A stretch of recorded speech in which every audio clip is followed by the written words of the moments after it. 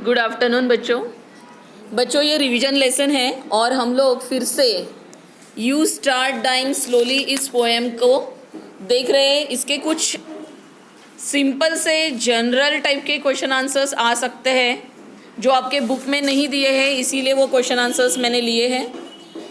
Answers तो मैं बताऊंगी, यहाँ पे लिखे नहीं हैं अपने पास, सिर्फ क्वेश्चन लिखे हैं। इस बार उल्टा किया है, हमेशा मैं आपको आंसर्स देती हूँ और क्वेश्चंस आपको बोलती हूँ कि बुक से ढूंढो, लेकिन अभी थोड़ा सा अपोजिट है ये कि क्वेश्चंस जो है वो लिए हैं। और ये जो क्वेश्चंस है ये आपके दीक्षा ऐप में जो पोएम आपको पढ़ाई गई है उसमें से लिए, कुछ इसमें एक दो सिर्फ मैंने ऐड किए हैं, बाकी तो जैसा जनरल फॉर्मेटिंग होता है बच्चों को आसानी से आंसर भी देना आना चाहिए, प्लस इस तरह के ऑब्जेक्टिव टाइप के क्वेश्चंस भी उनको लिखने आने चाहिए, इसीलिए लिया है।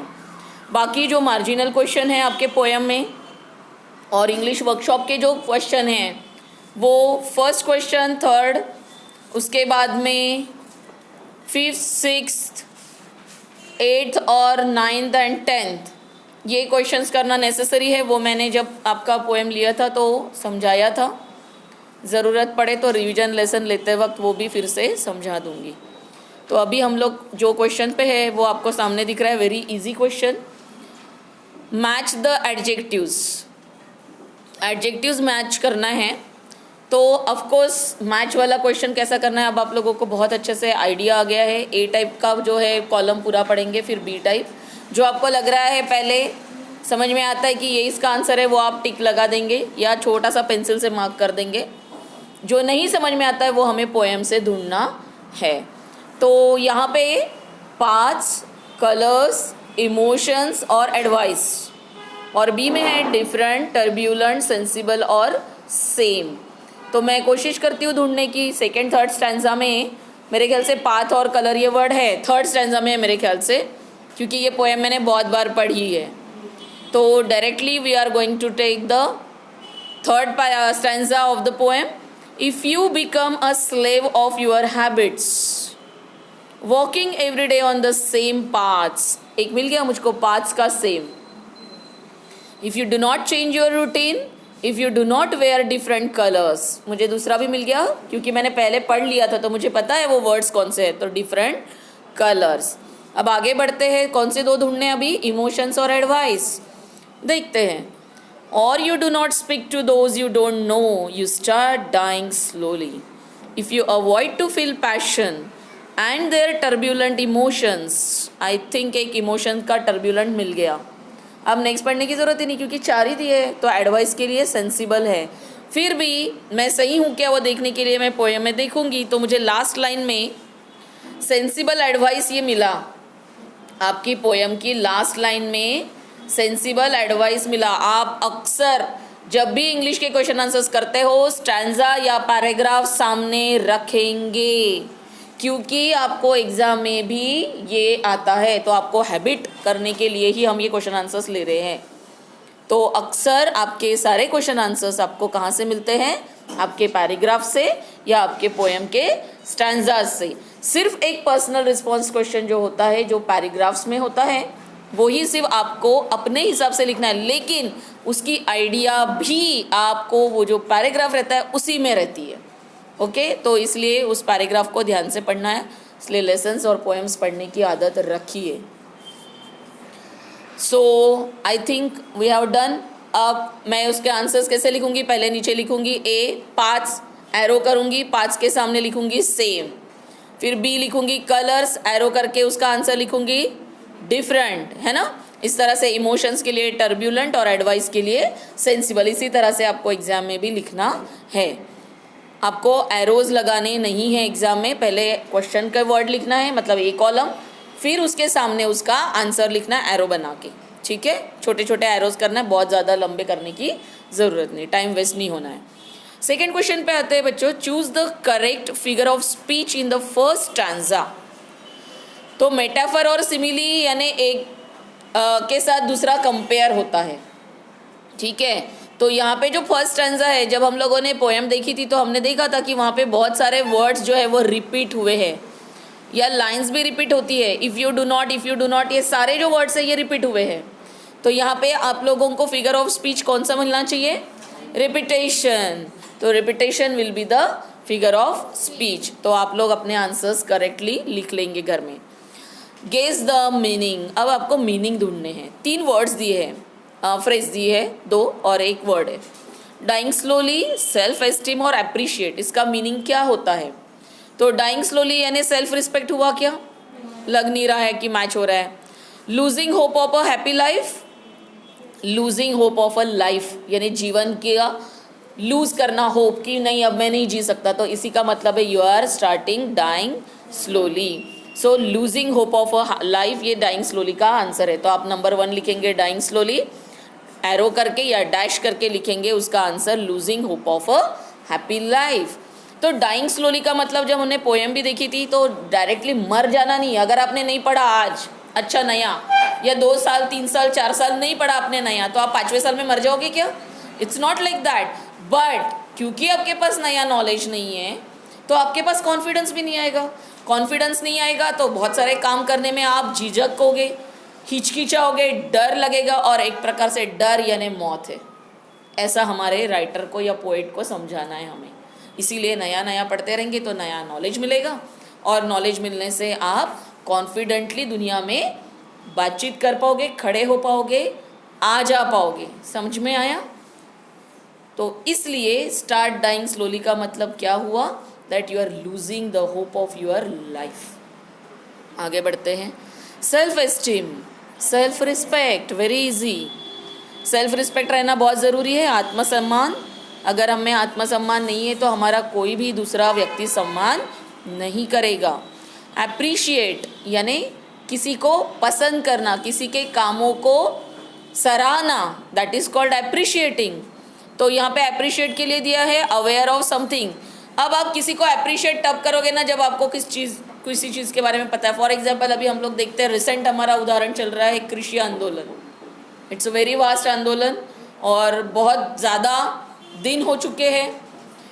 तो हम अगर किसानों को अप्रिशिएट करते हैं यानी हम क्या कर रहे हैं, उसके बारे में हम अवेयर है। हम जानते हैं कि किसान 70 दिनों से 72 दिनों से, मेरे ख्याल से आज तो 74 या 75वां दिन है, अपने घर से बाहर है और उनका रोज़मर्रा का काम वो किस तरह से करेंगे। इतनी ठंडी में 1 या 2 डिग्री टेम्परेचर में वो बैठे हैं, रात को कितनी ठंड होती होगी, और बावजूद उसके, तो ये चीज़ से मैं अवेयर हूँ, मैं जानती हूँ कि क्या प्रॉब्लम हो रही होगी, क्योंकि मैं न्यूज़ देखती हूँ, क्योंकि मैं न्यूज़ पढ़ती हूँ, तभी मैं बोल सकती हूँ। तो मैं अप्रिशिएट कर सकती हूँ, बाप रे किसानों को तो सैल्यूट है। जैसे सैनिक डटे हुए हैं वैसे किसान डटे हुए हैं। तो ये मैं अवेयर हूँ, उसके बारे में मैं जानकारी रखती हूँ, तभी मैं अप्रिशिएट करूँगी। इसीलिए यहाँ पे अवेयर ये वर्ड दिया है। एक्चुअली अप्रिशिएट का मतलब होता है किसी की सराहना करना, to appreciate someone, to value someone, to praise someone, PRAISE, praise यानी प्रशंसा करना, दैट इज कॉल्ड अप्रिशिएशन। तो वैल्यू समथिंग या अवेयर ऑफ समथिंग, यहाँ पे अप्रिशिएट का मीनिंग दिया है। आपने अवेयर रहना चाहिए। इस पोयम के अनुसार एक्चुअली पोएट को अवेयर ऑफ कहना है। ओके, आई होप आपको अभी तक के पूरे क्वेश्चन आंसर समझ में आए। हम लोग आगे बढ़ते हैं। मैच द अपोजिट्स, बहुत ही सिंपल और इजी क्वेश्चन है आपके सामने। सिर्फ आपको अपोजिट को मैच करना है। यहाँ पे अपोजिट वर्ड्स नहीं है, आइडियाज़ दिया है अपोजिट सीधा। तो पहले कॉलम में you do not travel, you kill your self esteem and you become a slave of habits. और बी कॉलम में you should overcome of habits, you should travel as much as you can, you should keep your self esteem. अब देखो, जब भी match the pairs आता है उसमें कुछ ना कुछ मैच करता हुआ नज़र आता है भाई आप लोगों को, तो पहले वो देख लेना है। नहीं समझ में आता है तो फिर पोएम या लेसन जो भी दिया रहेगा जिसके ऊपर मैच द क्वेश्चन होगा वो आपको फिर पढ़ना पड़ता है। तो अभी यहाँ पे तो मुझे लगता है बहुत ही ईजी है। यू डू नॉट ट्रैवल, तो यहाँ पे ट्रैवल वाला एक वर्ड दिख ही रहा है ना। Yes, you should travel as much as you can, लगा देते हैं आप लोग इसका answer. Then you kill your self esteem भी दिया है, you should keep your self esteem. You kill your self esteem, अपने आत्मसम्मान को मार डालना, उसका अपोजिट अपने आत्मसम्मान को जिंदा रखना या सही सलामत रखना, keep your self esteem.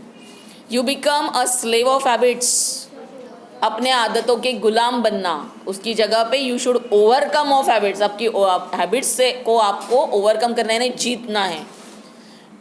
Rose rose rose rose TV देखते हैं आप लोग, रोज टीवी देखते हो 4 घंटा 3 घंटा 2 घंटा जो भी आप देखते हो, लेकिन एग्ज़ाम जब आती है तो हम उस हैबिट को बंद कर देते हैं, हम फिर देखते हैं बाद में कि हम सिर्फ फिर भी देखते ही रहते हैं टीवी। ये डिपेंड करता है, अगर आप ऐसा ही करते रहे तो फिर आपका नुकसान होगा, लेकिन आपको उस हैबिट को जीतना है, ओवरकम करना है, क्योंकि आपको एग्जाम में अच्छे मार्क्स लेने, तो आप वो टीवी देखने की हैबिट को रोकते हो, ज़्यादा देर सोने की हैबिट को रोकते हो, ज़्यादा आराम से खाना खाने की हैबिट को भी रोकते हैं। फटाफट फटाफट हम लोग जितना होता है अपनी हैबिट्स ऐसे बदल के ही हम कामयाब हो सकते हैं, तो ओवरकम करना ज़रूरी है हैबिट्स को।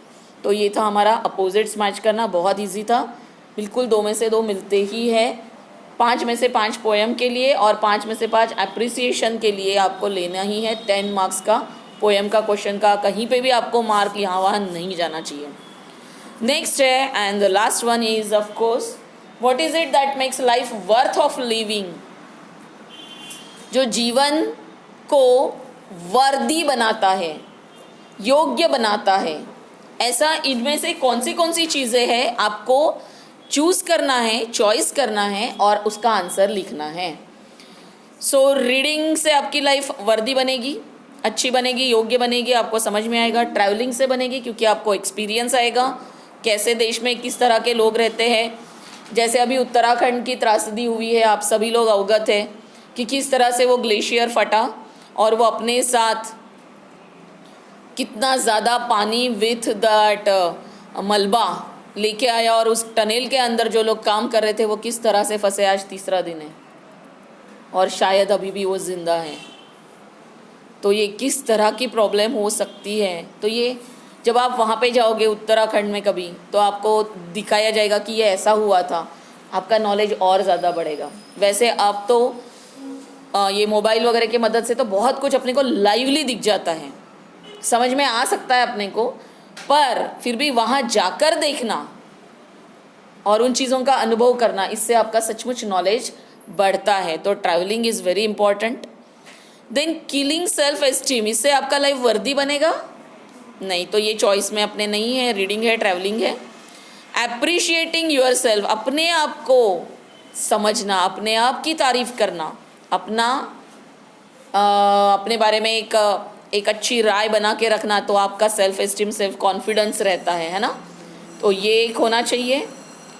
Not speaking to unknown people, मैं कैसे बात करूँ, वो तो अजनबी है, पता नहीं क्या बोलेगा क्या नहीं बोलेगी, ऐसा नहीं झिझक होना चाहिए।